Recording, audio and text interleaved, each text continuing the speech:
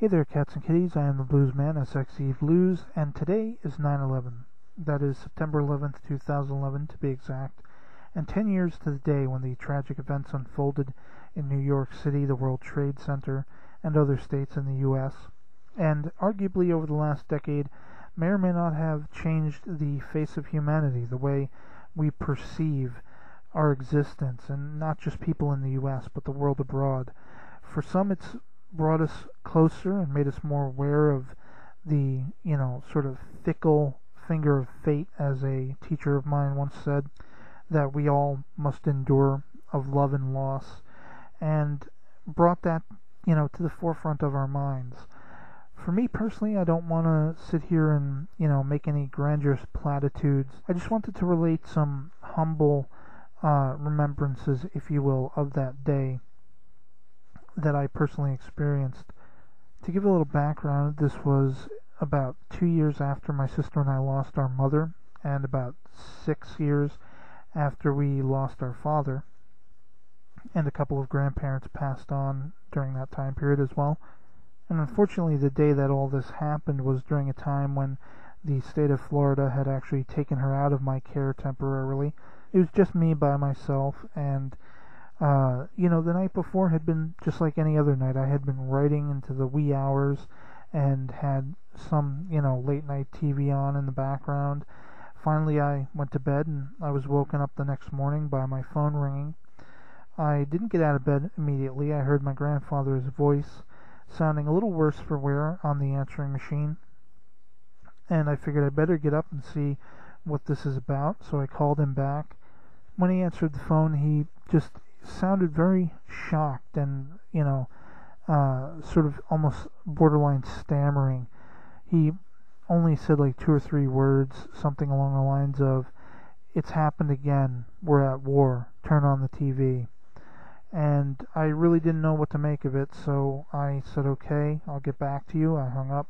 I turned the TV on, and like as was the case for many of us out there who weren't, personally affected by this tragedy, I was one of the many millions the world over who watched it unfold live on TV, and it was a very shocking thing. I just remember sort of sitting there in somewhat of a daze, not really comprehending what I was seeing.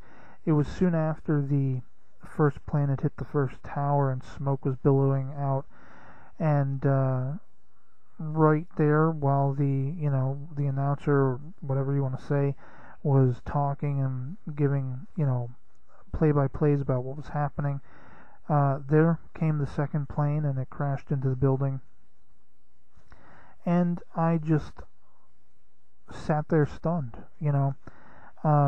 As with any tragedy, the first thing that really occurred to me was a familial urge, urging to find out how my sister was doing, if she knew about what was happening.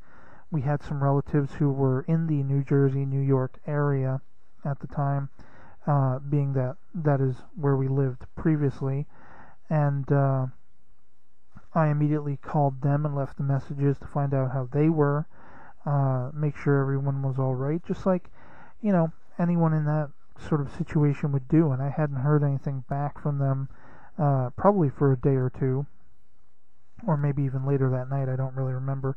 But as the day went on, I went over to a friend's house because there was really nobody else to be with at the time, and I just kind of sat there, and we really didn't say much, just sort of a sense of shock that, of what was happening, and just watching TV and hearing as much as we could about it in the hours after it happened.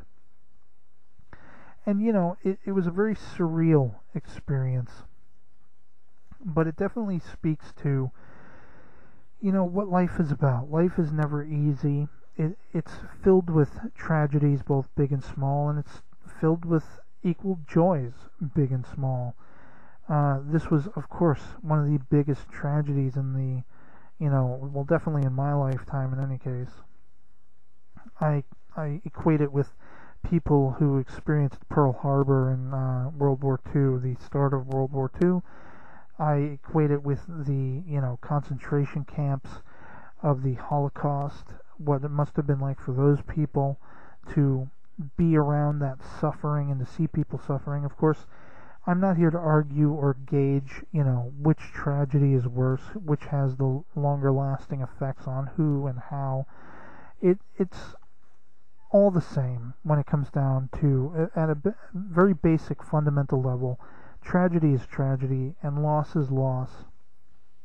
But as I say, in the hours and days after that, you saw the resilience of people coming together, strangers the day before who may or may not have even given a second thought about their fellow man, their neighbor, and everyone came together. And this is something, in the days after that I became really acutely aware of, that no matter the size of the change that we're affected by, it's amazing how things still remain the same.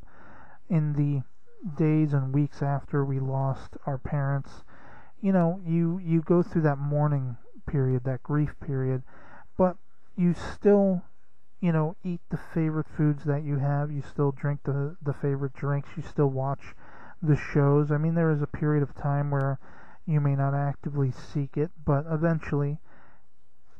And so the last thing I'd like to do to sort of end this video is, last night I posted on my Facebook page a sort of little, commemorative thing that I just wanted to recite here, and that'll be it after that. So what I posted was 9/11.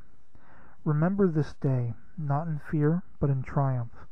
Remember that the unjust was done, and that in spite of its continuance by others, we never falter. We seek prosperity, we hold on to hope. Remember it not as a political party, not as a race, nor a creed, nor a country alone, but all of us that make up this blue little planet in just one small corner of the cosmos. May we remember it together. Peace to all.